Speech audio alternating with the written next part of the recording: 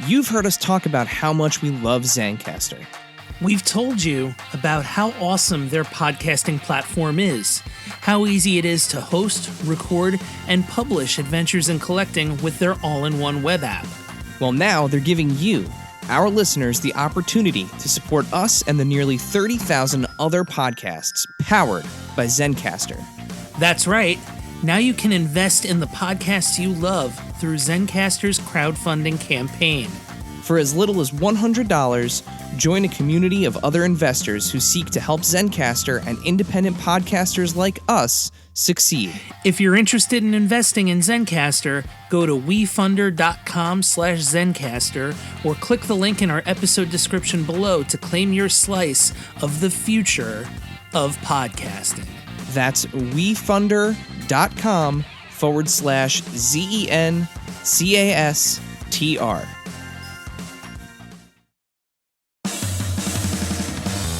Are you ready, kids?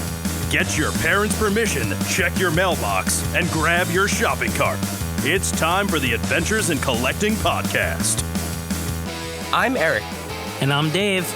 Welcome to Adventures in Collecting, where we talk toy news, culture, and hauls. Along with our journeys as collectors. Hello, everybody, and welcome back to Adventures in Collecting. Hi. Dave, we're back. We are. And we are back with another guest again this week. This is another first-time guest. Yes. Technically. Now, Technically. there's an asterisk here because you actually had the opportunity to interview today's guest during our first Toy Fair experience, but it never made it to the podcast. It was only on our Instagram. So yes, so it was only on Instagram. So technically, today's guest is a first-time guest. It was a really awesome conversation that just turned into interview. Yes. That turned into Instagram post. Yeah, it was one of those things where I remember awkwardly, like you guys are having, and us having never been to an event like that. You were talking, and I awkwardly was like, "Can I film this?" But anyway, we're burying the lead, Dave, and that's not something I should do, right? That is not something we do. So, Boss Fight Studio entered the collectibles scene in 2013 with a team of artists set on bringing the play back to toys, making the kind of action figures they wanted. From their Hacks line to reinvigorating iconic licenses like Bucky O'Hare, Popeye, and Flash Gordon, to now making wrestling figures in their Legends of Lucha Libre line. Joining us today is one of the founding members of Boss Fight Studios and lead designer on the Legends of Lucha Libre line, art director Erik Araña. Erik, welcome to Adventures in Collecting. Thank you for having me. So as we were talking about off the air before we started here, we do not often find ourselves in a situation where we have two Eriks with a K, in the same conversation. This is a rare feat. Yeah, it's an uncommon spelling. We actually have another Erik who works for Boss Fight, and his is spelled with a CH. So there's like two uncommon Eriks. Wow. At Boss Fight already. So yeah, it's like an Erik of the Von Eriks almost. Mm-hmm. Mm-hmm. Well, yeah, to keep things in theme. Yeah, there you go. Perfect little tie-in. But before we get into your history with toys and what's going on with Boss Fight Studio, as this is a show about collecting, the first thing we ask all of our guests, what are you currently collecting, and what are some of your recent pickups? So I my collecting is a lot smaller than it used to be. Nowadays, I'm not a completist about anything anymore. I just kind of get the things I like from certain lines. I'm doing Super 7's G.I. Joe Ultimates, which just hit, and they're just gorgeous. I do the carded retro Joes from Hasbro that they've been doing, which isn't a lot, so that's good for me. I do for like Joe Classified. I do collect Dreadnoks and Slaughter's Marauders, but I keep it to just those two groups, so I'm not broke. I do Marvel Legends stuff, but again, I just Captain America and Thor characters, and only pre 1993 ish era. I kind of steer clear of modern, or and not that I don't like stuff after that, but that's like my heyday of Marvel Comics.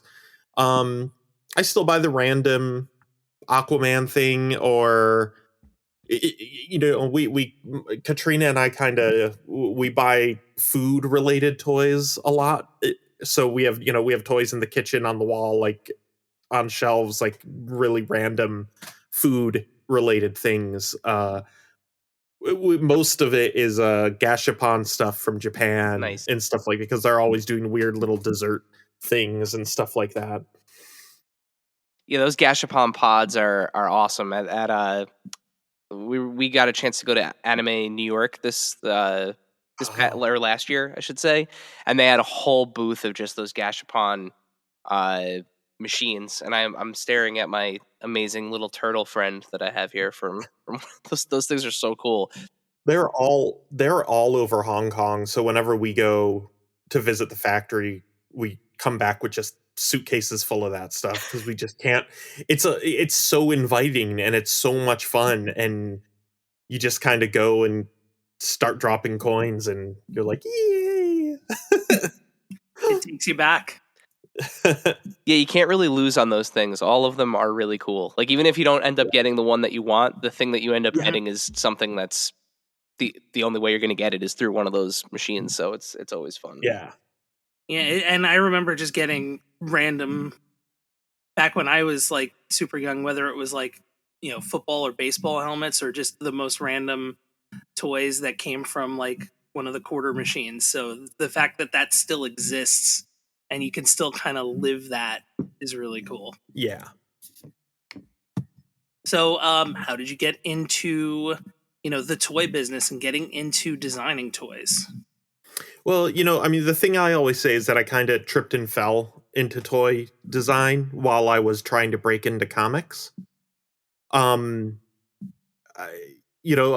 I had spent years. My college degree is in sequential art, and so like I spent years trying to break into comics, and I started doing toy freelance work on the side, while to kind of keep funds coming in, and it just picked up faster and faster, and more work and more work and more work, and before you knew it, I was talking a little more seriously with Hasbro and everything, and moved up to out of New York and closer to Hasbro. So because it was becoming clear that I was being kind of groomed, I guess, to come in house, and that's what eventually happened. And I'm glad, because I don't think I don't have the fight in me for comic books. It's a fight every month for every artist I know, and I don't have that fight in me. Yeah, we have a good friend of ours that's an editor over at currently at IDW, and she always tells us all the time, it's just like constantly clawing and scratching, and it's not an easy industry to be in. Nope.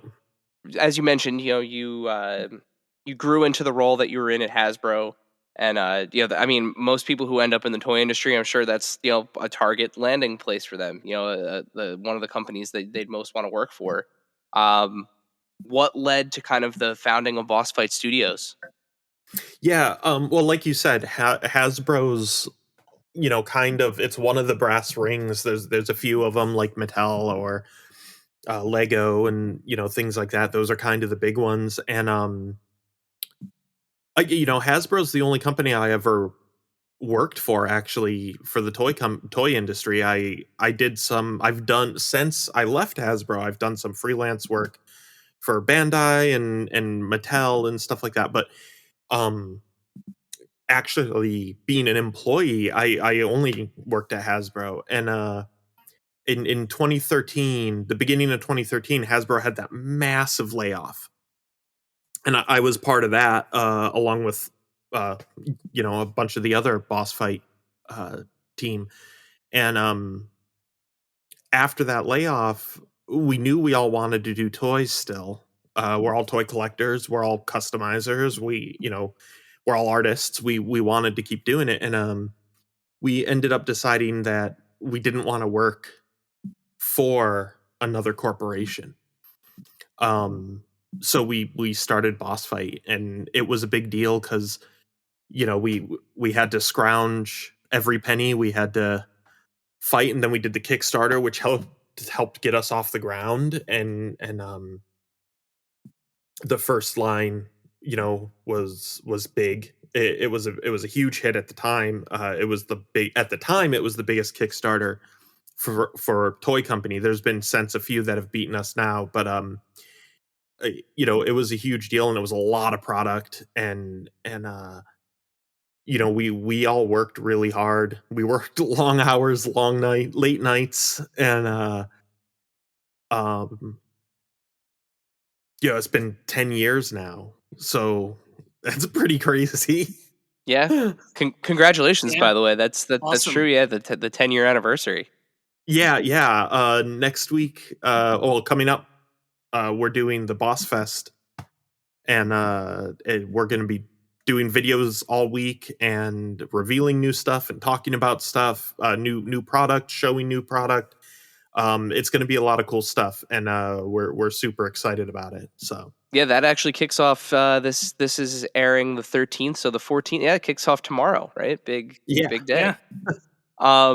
Yeah, and I mean it's so interesting, right? Like, all of these smaller indie toy companies, the Plunderlings, the Savage Crucibles, the Animal Warriors of the Kingdom, all these companies now that are using Kickstarter as kind of their launch platform. I mean, you guys literally laid the tracks for that, and showed that yeah, that platform is viable. yeah. And we actually we know a lot of those guys, and we've talked to a lot of them and helped them out on their Kickstarter with advice and everything like that. We want everyone to succeed. We did. We're, and not that we don't struggle all the time. We do. Um, we're a company, we have to run it and everything, and so it's but we want everyone to succeed. We want there to be more, the more creative smaller companies that you have out there, the better the competition gets. You have to up your game exponentially all the time, and they do, and we do, and everyone does, and that's great actually for the consumer. So Yeah, it's true. I mean, what's the saying, Yeah. right? Competition brings out the best in everybody. yeah, It's yeah, you don't want 20 years of just the WWE. You need AEW, and you need MLW, and you need all that. yeah, You need that other stuff out there, otherwise it stagnates. yep. And I mean, Mhm. that's such a great example, because look at the WWE product now versus 4 years ago. Yeah, yeah, Pre-pandemic Yep. WWE versus post-pandemic WWE. They're effectively like two different organizations at this point. It's Mhm. wild. yeah, And yeah. that's the pressure of the other, the competitors coming into the Yep. market and showing that they're legitimate. Yeah, they've had to up their game, and that's great for the viewers, Mhm. and good And for the talent too, because then they all start making more, and they all start yeah. And the more awesome of anything that's out there, it definitely gives like, well, it makes the decisions either harder or makes you like kind of rethink how you collect, because it's just like, well, there's this thing, but this thing's really cool too, and I want to start looking into that. And yeah, then you start picking up a little bit from everywhere, which Haven't we is all? which is amazing. Yeah. Yeah, I was saying before, it's the usual dilemma. How do I get there's so much of everything out there that's awesome. You got to kind of figure out how to do that. Yeah, and actually, Boss Fight, is the most recent company that has actually done that to me. Where so small tangent here before we get into the bulk of things, but I'm a huge Popeye fan. I love Popeye, and I grabbed the Popeye figure, the Popeye Classics figure, and I was like, I'll just get Popeye. It'll be like I'll add him to the shelf as just Popeye. And then he showed up, and I started playing with him. I was like, yeah, I'm gonna get Bluto too. And then I'm looking at the pictures of the two of them. I'm like, yeah, but now they have nobody to fight over, so I should probably get Olive. And then and now it's just forget it. I'm hooked. I'm in, and I can't get out. Damn it. Yeah. Well, thank you for your addiction. That's likely going to be me with Fraggles too. So the Fraggle stuff. I mean, the Popeye stuff is gorgeous. The Fraggle stuff is looking unbelievable. With just there's something so appealing and satisfying about seeing those Muppet characters sculpted with those textures and their big open wide mouths, and they're it's just so appealing and so great. Like all Muppet toys are, every company that's done Muppet toys, they're always at least good. If at the bottom, the worst one is still good. And then you have Palisades, which were perfect. So yeah. Yep, I still have my Dr. Teeth and the Electric Mayhem, the drum set with the stage and animal from Palisades. So good. We still have a lot of ours too. Yeah, that was a fabulous line. But yeah, damn you and your Popeye figures. But stepping away from Popeye, Dave. Yeah. One of the big projects we saw and discussed back in 2020 at Toy Fair was Legends of Lucha Libre. So how did that land at Boss Fight? That was so the previous Toy Fair, the Masked Republic licensing team found us, and we started talking, and it sounded really cool, and there's a bunch of us that are wrestling fans, and me in particular is a Lucha Libre fan, so it started to sound very good. And even not if you're not a Lucha Libre fan, that Lucha Libre looks cool, the masks and the costumes and everything like that. So we started talking about it, and we started talking with Masked Republic, and then the first time we met with Kevin Kleinrock from Masked Republic, when you meet somebody and everything just clicks into place, and that you're going to know this person for the rest of your life. That's kind of how it was with Kevin. And it just was one of those things. It was like, oh yeah, we need to do this, if for no other reason than we need this partnership with them. And they're such good partners, and it's been so much fun and stressful. It's with wrestling, it doesn't matter which company is doing it. It doesn't matter which toy company, which wrestling federation. It doesn't matter. The talent is always bouncing around and going over here and going over there and going. Two of the guys in our first wave of MLW aren't at MLW anymore. In fact, one of them's at WWE.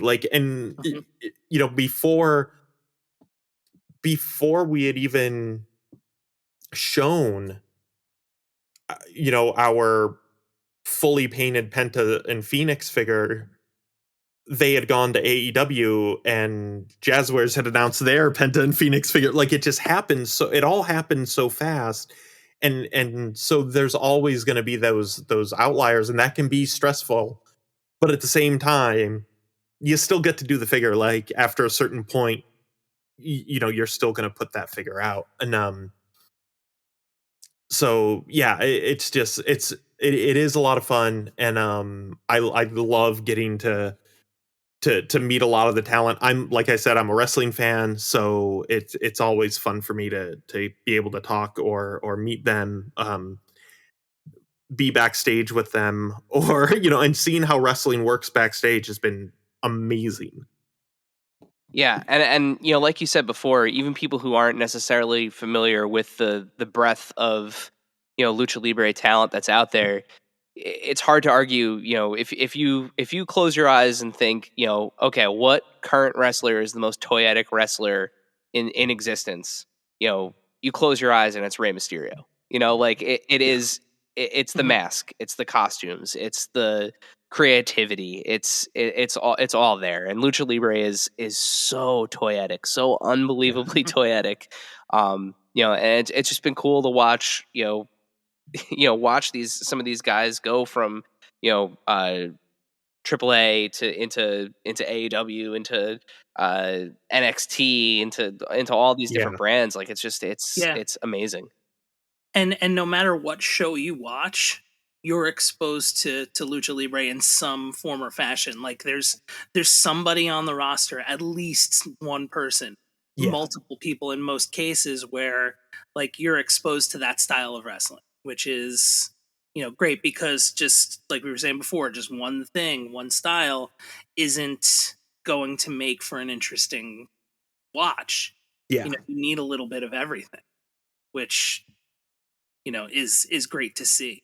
And great to see too, a lot of these wrestlers that you've kind of only heard about or you've seen on indie shows make it to you know worldwide television.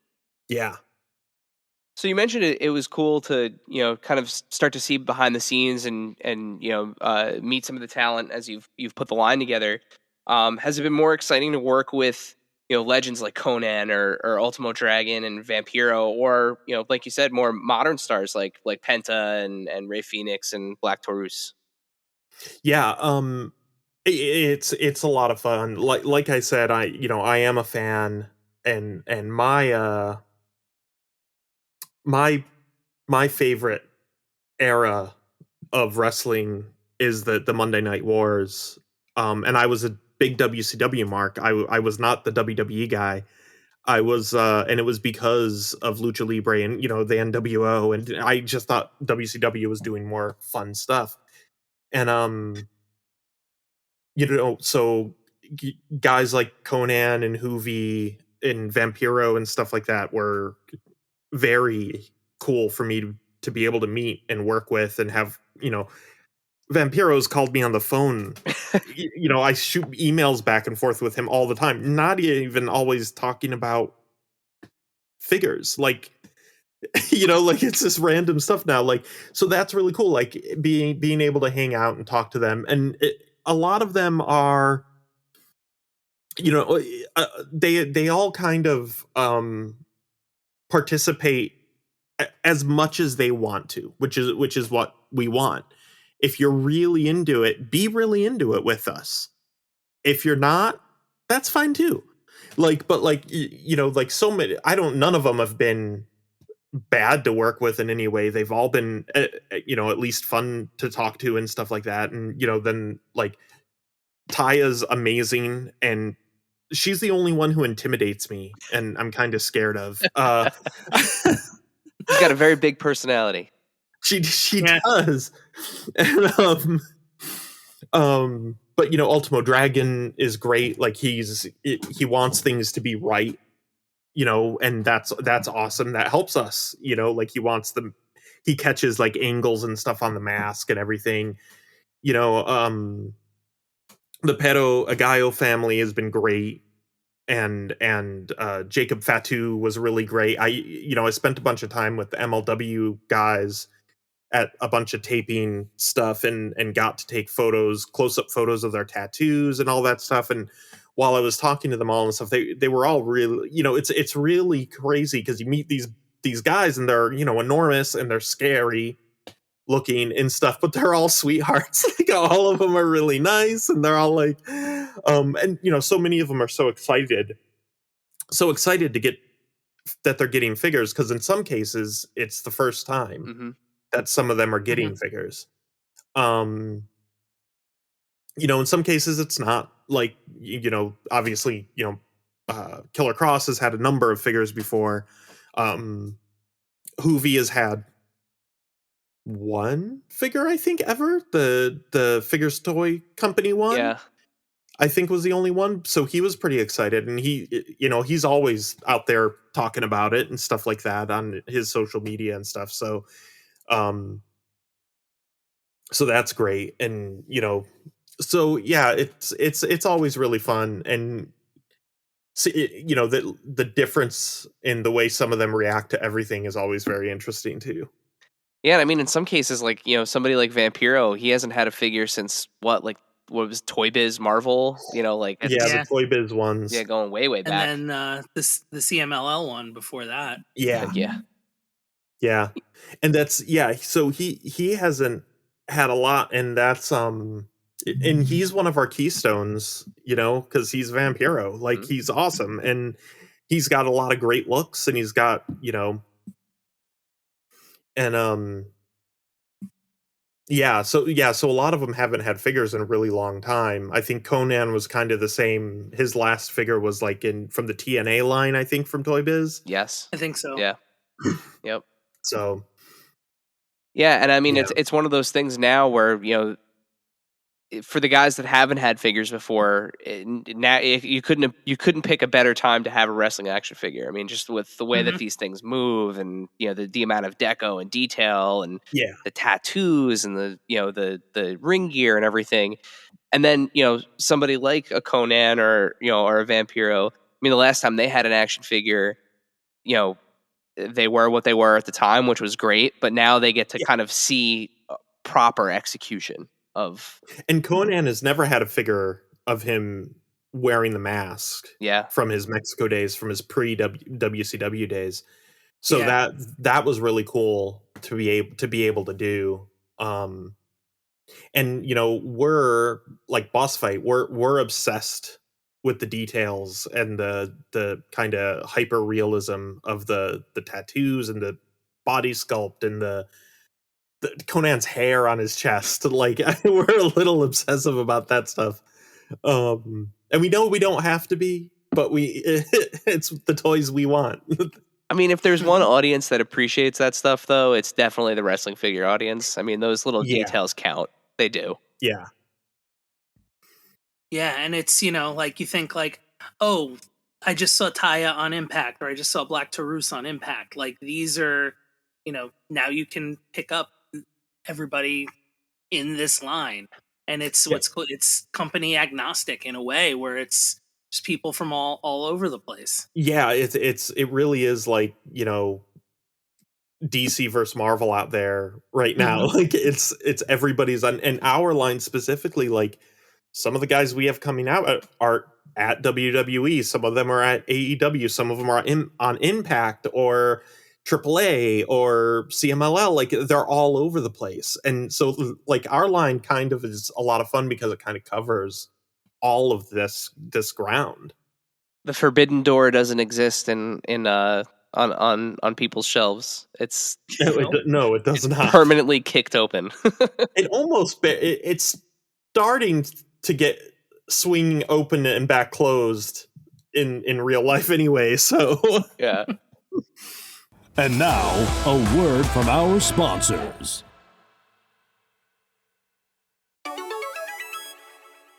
This segment is brought to you by our friends at Chubsy Wubsy Toys. A traditional mom-and-pop toy store in Little Falls, New Jersey, Chubsy Wubsy Toys brings you the best new toys from the brands you love without the hassle of pounding the pavement searching for them at larger retail stores. Visit them in person at 106 Main Street in Little Falls, New Jersey, or online at ChubsyWubsy.com. That's ChubsyWubsy.com. And tell them Adventures in Collecting sent you.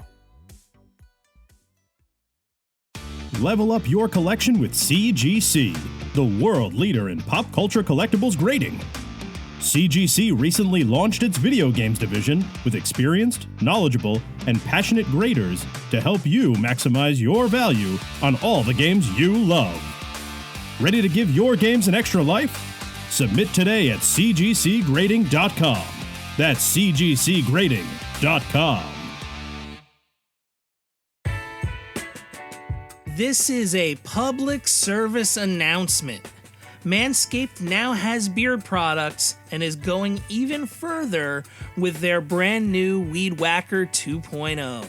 Go ahead and tell the world. The leaders in below-the-waist grooming are traveling north of your South Pole with their revolutionary grooming products. The new Weed Whacker 2.0 and their new beard line confirms they have all the best tools for your hygiene toolbox. It is time for you to upgrade your game. Go to Manscaped.com and use our code AIC to save 20% off and get free shipping.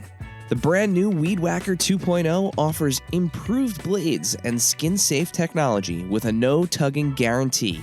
It's never been so painless to mind your manholes. And now that you have your face looking great with the Beard Hedger, you have to try Manscaped's Performance Package 4.0 for the full body grooming experience. And this just in, the Performance Package 4.0 now comes with the Weed Whacker 2.0 and all of the other below-the-waist grooming products that Manscaped is known for. We love the full suite of grooming tools from Manscaped. It's never been easier to take care of our hair. What are you waiting for? Save on Manscaped today. That's right. Get 20% off with free shipping at manscaped.com when you use code AIC. Always use the right tools for the job with Manscaped.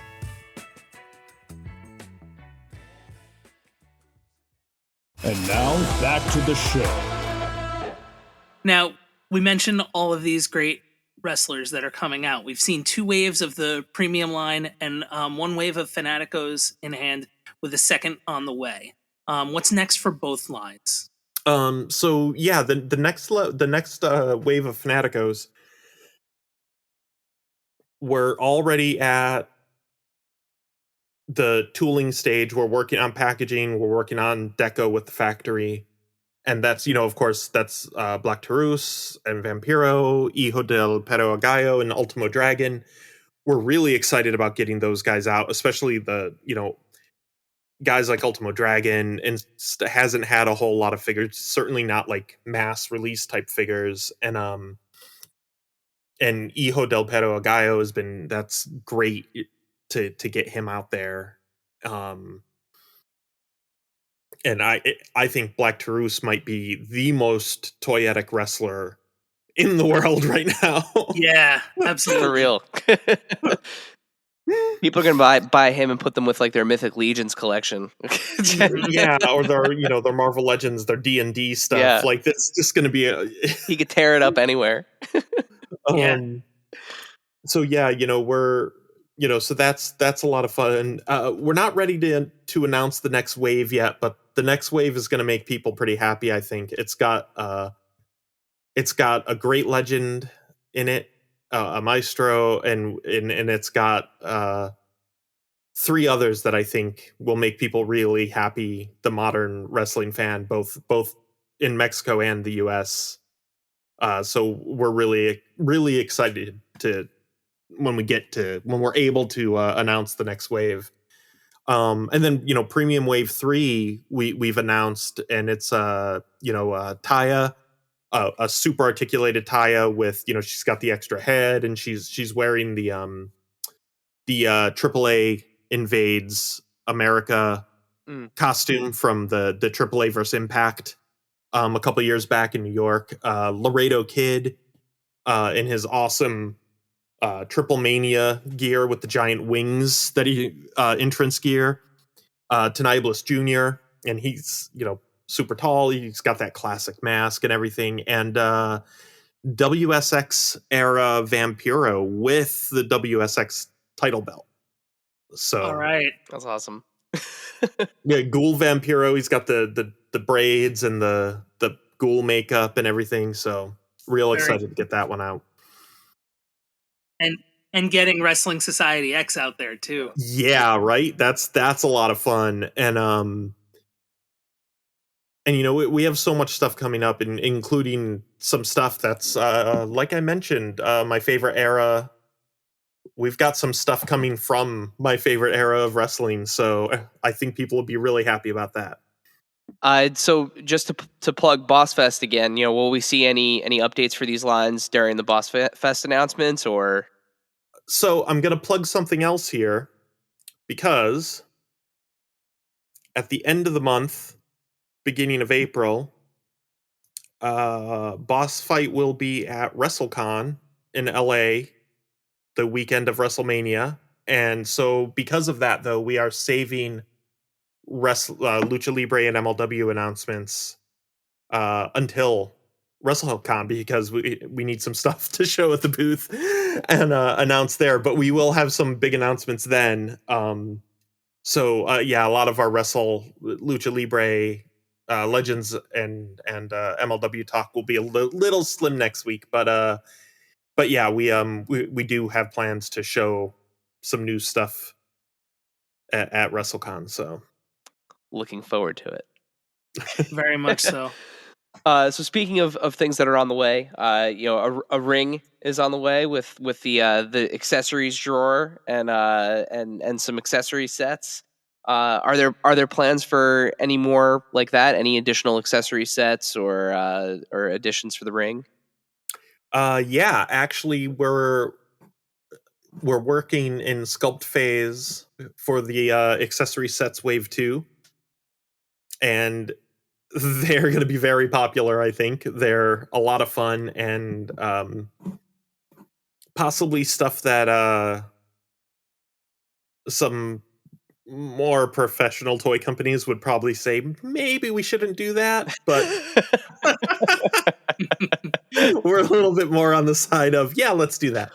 And, Well, I mean, you were bold enough to put light tubes in the first one, so I think Yeah. we could make make some and barbed wire, yeah. yeah, barbed wire, and yeah, we I mean it's other companies will do the barbed wire and stuff like that. I think people would do this. It's just yeah, one of the sets is a little iffy. We'll say pushes the boundaries. Yeah, that's all. It's not the PG era of WWE. It's probably the hardcore era of episodes of Lucha Underground. All right. But yeah, so we're really excited about that, and with the ring is a lot of fun, and I've always, the toy designer in me is always thought that the all that wasted space in underneath a ring Yeah. was unfortunate. So that was the real push for the drawer. Of course, that did double our tooling for a ring, which is raised our price. But I'm still really proud of it, and we got it down to a decent price, I think. So that's why all that space is there. yes. Basically, we tooled one ring and then one slightly smaller ring worth of plastic that goes inside of it. So No wasted space. yeah, that's the goal. Also, as all collectors know this, we have bins and bins of pieces and parts, and all every figure comes with extra heads and hands and stuff like that now. You can't put all of it on display. Correct. and if it's somebody, if it's a kid who's playing, now they can put stuff under the ring, like in Yes. Yeah, or take everything on the go. I mean, that's what Yeah. I would have done with it. Back in the day. It's absolutely brilliant. Like it's such a it's one of those things where it's like, how did this never happen before now? Yeah, well, it's interesting because at one point I was trying to figure out how to make it fold up into a carry case, but because of the ropes, it's a big problem without taking it apart each time, and that's not the point to a carry case. So it's supposed to be fast, so that it ended up becoming a storage drawer instead. So speaking of awesome things, we mentioned this partnership before. Major League Wrestling was announced recently. How did this pairing come between MLW and Boss Fight? Well, the main marketing guy at Master Republic also works for MLW, so the introductions were made and we started talking. And again, Court and Jared are fantastic people to talk to and brainstorm with and talk, and kind of get to know. And yeah, we all kind of clicked and it seemed easy. It seemed there's crossover between the two lines. Taya is the featherweight champion at MLW right now, and Penta and Phoenix have previously been tag team champions over at MLW. So it just kind of there's a lot of crossover we can do, and there's a lot of course in wrestling toy world there's a lot of tooling sharing that we can do, which is important for cost.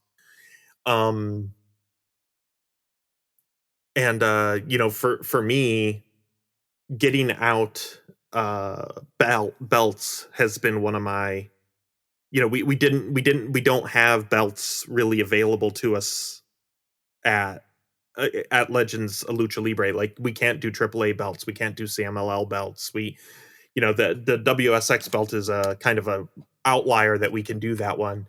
So that's why we rushed the belt set for MLW.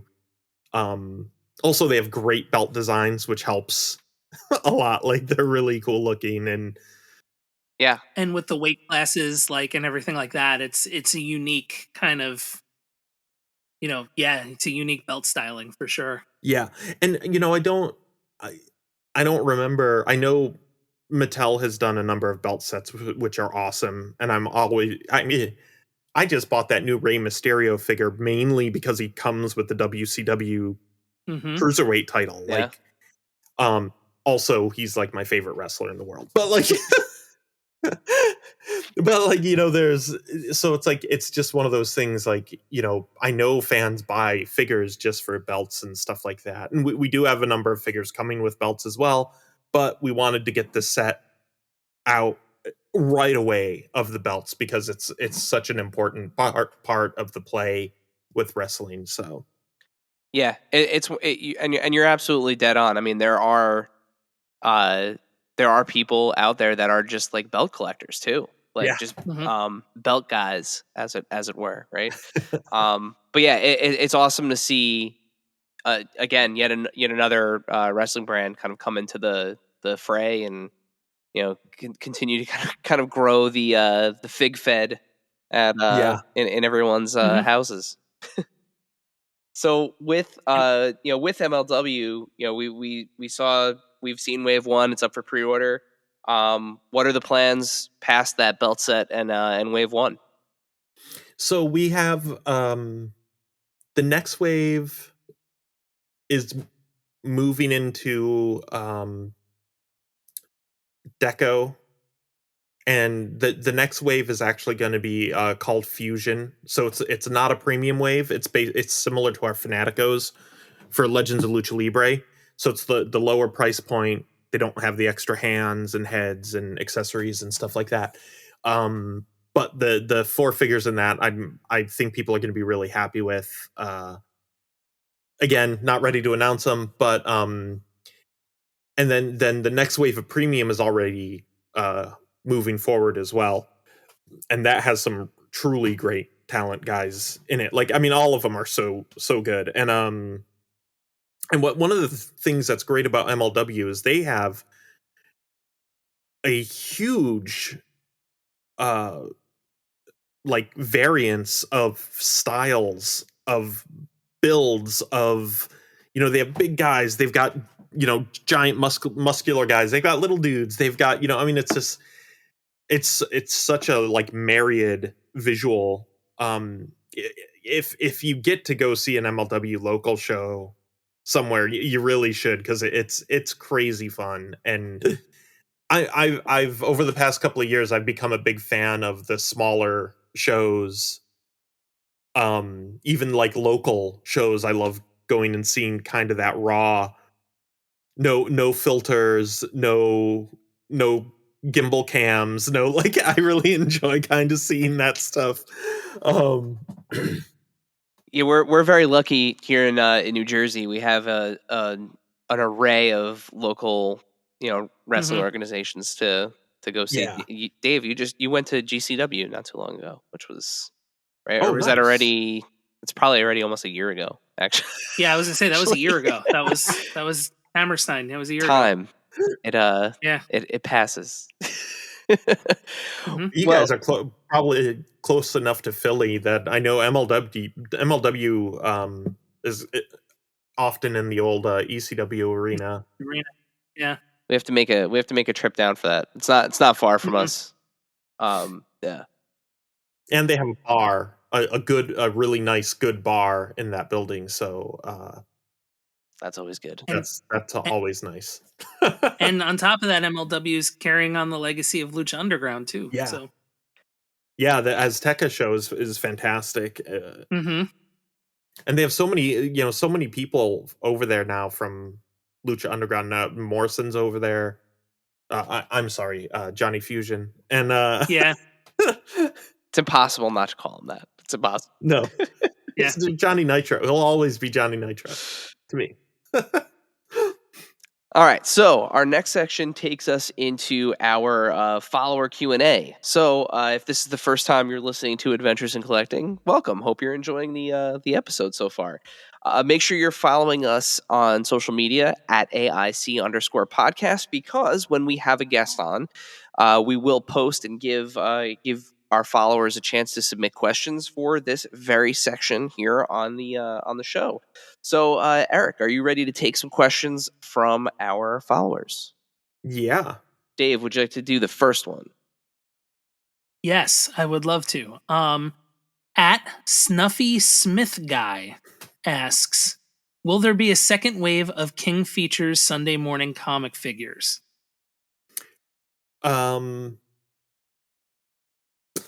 Maybe. We're not sure. We're not sure yet. I know we've been talking about it and stuff. The Sunday morning comics line is not mine. That's Andrew Franks who manages that line. But it is something that everybody at the company was very excited about and stuff. I mentioned earlier that I went to school for comics, and yeah, I was trying to break into the comic book, adventure comics type stuff, Marvel, DC, and all that stuff. But my introduction as a kid to comics was 3-strip comedy comics, like newspaper stuff. Garfield, Peanuts, all that stuff, Curtis and stuff. And so we were really excited to get that. And some of that stuff has never had any product in any way, like Curtis and there's maybe been some figurines for like Hallmark and stuff like that, but never like these. And so we were really excited to get that stuff out there. So we're big fans. We're really hoping to get a second wave out soon. But yeah, we don't, not for sure, but we're hoping to.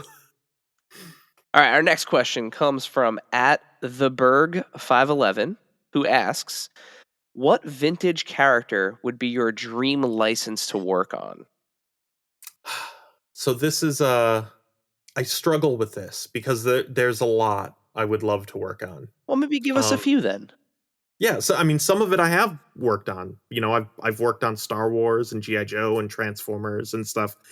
But for me, my first love for the fiction, for fictional worlds is the DC universe.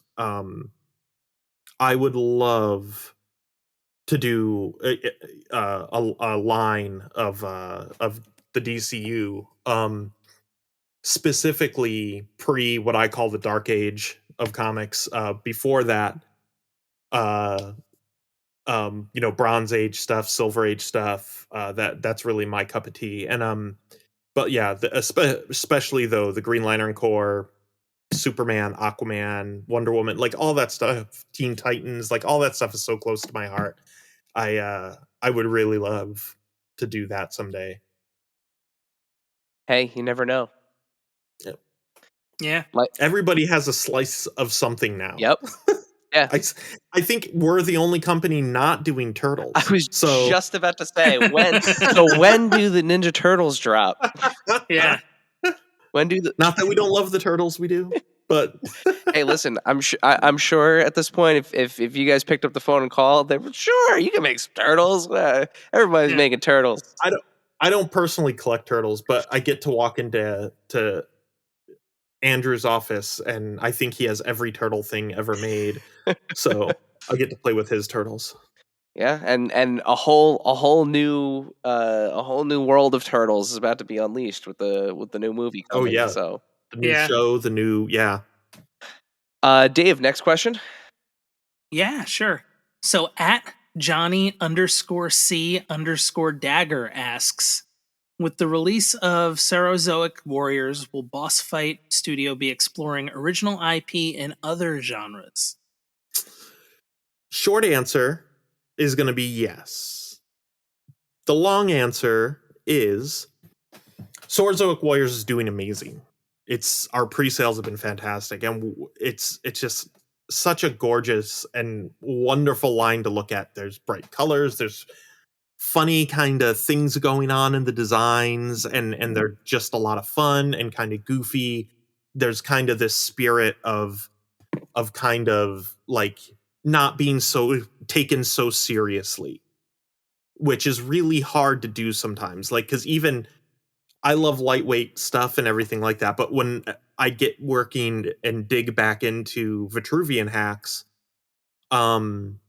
Vitruvian hacks gets a little dark with the bios and stuff like that. It's hard not to be like, Mm-hmm. there's fantasy things and skull heads and eyeballs and all sorts of crazy stuff going on, and gorgons, and like, so it's hard not to be dark. So it's fun that we have a line that's ours, and it's like these bright colors, and it's this kind of fun story and everything. And that again, that's all Andrew Franks. That's his wheelhouse, is to do that kind of stuff. And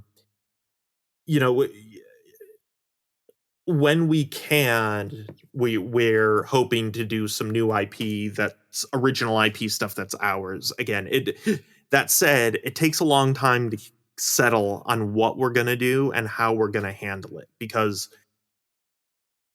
you need to fit in with kind of the zeitgeist of the age, and you need to do something original and fun, or put your own twist on something, which is what we're always trying to do. That when we're doing Vitruvian hacks, is put our own kind of twist on a well-known concept. So it's new, but it's also familiar. But when you're creating something completely new like Swordszoic Warriors, you got to be even more careful than that, because you're almost, other than them being dinosaurs and having guns and knives, like, there's other lines that look like that have that part of it, but then we kind of have to push past that into a different realm, which is why you see the colors and why the weapons and everything are kind of, they're designed very differently. It's not like these guys just have like an M16. They've got something that's a little more goofy and fun and chunky. And Yeah, it's just it's really cool to kind of see those come to life, because like you mentioned with like Vitruvian hacks, you have this base now. Like you have a effectively, that line is turned into a platform, and like there's already this kind of like established world to kind of play in.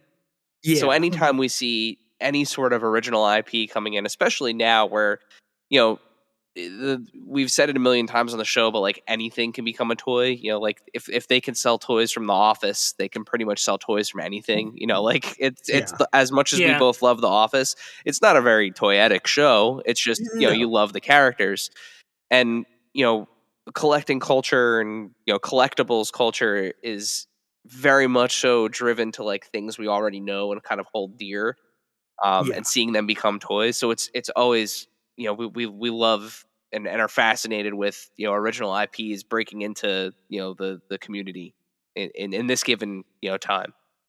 Yeah. Yeah, because if you think about it, all those things that we grew up on, like the story was being told at that time. Like it was a new story. Yeah. So it's cool to see it almost come around full circle where it's like there's this new story being told with these new characters, and it's not the thing that you know already or are familiar with, but it has something that hits you in that nostalgic Familiar area. Like elements. yeah, it's got that element to it. All right. Well, that takes us through our Q&A section. So thank you to everybody who submitted questions, and shouts to those who got featured in this section. Erik, you survived the Adventures in Collecting Q&A round. Well, thank you. And thank you for everyone for the questions. So before we close out and let you go, Dave, would you like to fulfill your role as this podcast's James Lipton and ask Erik our final question? Why, yes, I would. The final question that we ask all of our guests: what is your favorite and or strangest piece in your collection? It can be one of each, or it can be both.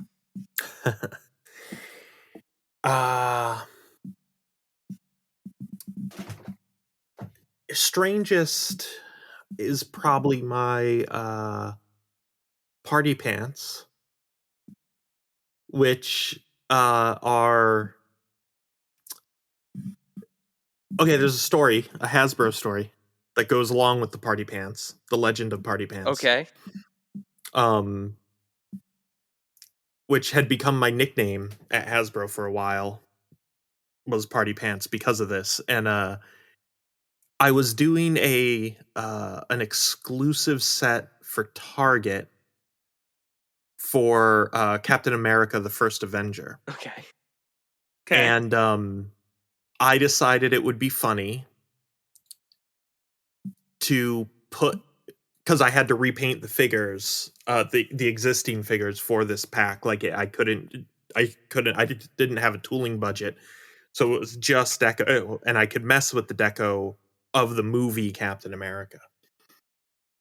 And I thought it would be funny to put Captain America in camouflage red, white, and blue pants.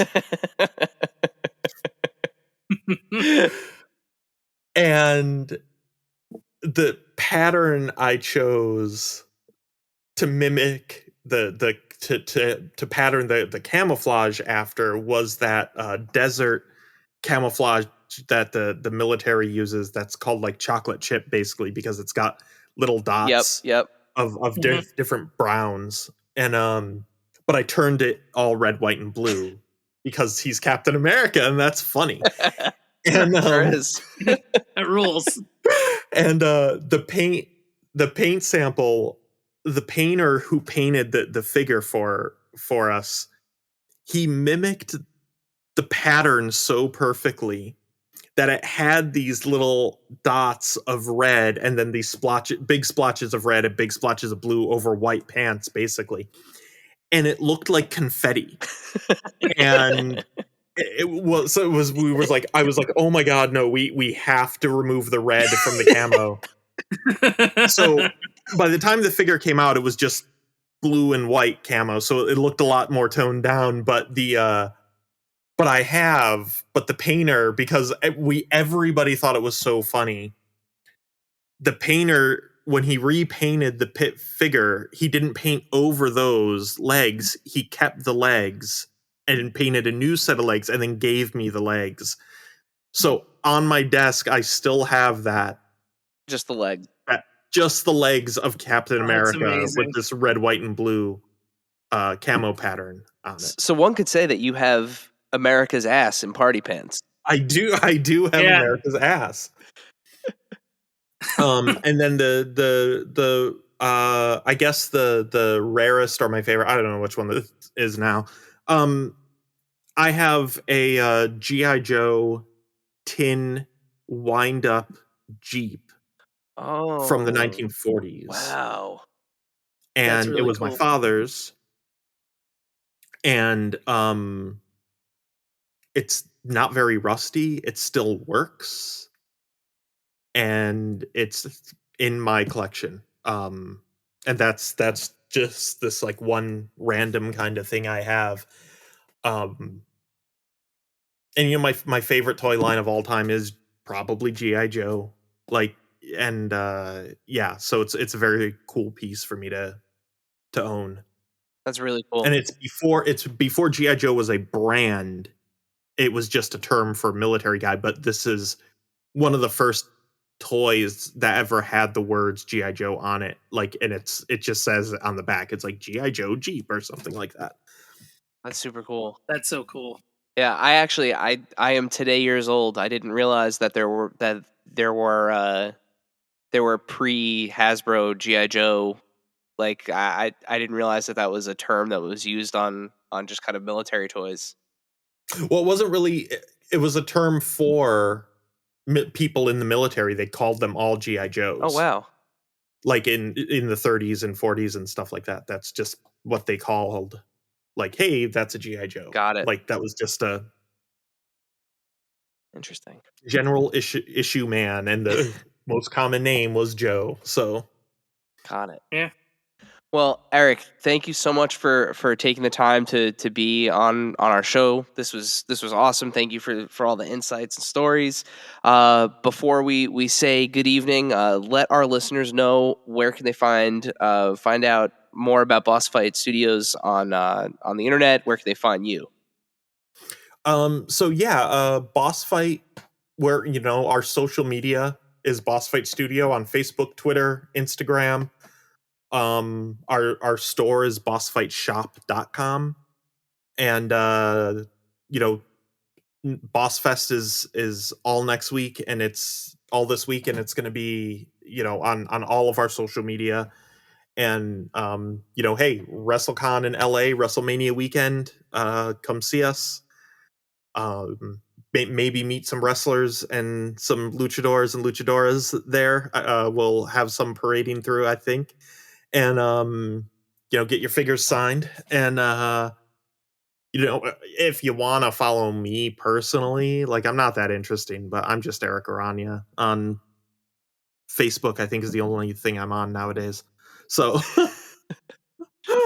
Well, awesome. And, we'll make sure we put links to all of the things that Erik just mentioned in the show notes. So, head over there, click away, browse the shop, browse the Instagram feed and everything.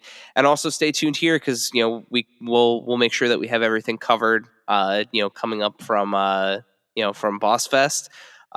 Erik, thank you again so much for joining us. Thank you, guys. Thank you for having me. Thank you, everyone, for listening. And anytime you want me back, I'll come on. Awesome. Thank you, Erik. Dave, send us home. Now you can put stuff under your ring, too.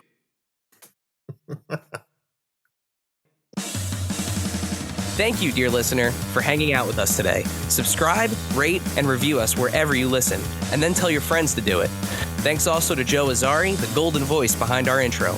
Our music is Game Boy Horror by the Zombie Dandies. Find more about them both on our show notes. Follow us on social media at AIC_podcast on Instagram and Twitter. Stop by and say hi, show us your toy hauls, and share your toy stories. Maybe we'll talk about it in a future episode. Don't try this at home. Void where prohibited and some assembly required. Each sold separately, not a flying toy. Consult a physician if your toy run exceeds more than 4 hours. This has been a non-productive media presentation. Executive producer, Frank Hablawi. This program and many others like it on the Non-Productive Network is distributed under a Creative Commons Attribution Non-Commercial No Derivatives license. Please share it, but ask before trying to change it or sell it. For more information, visit non-productive.com.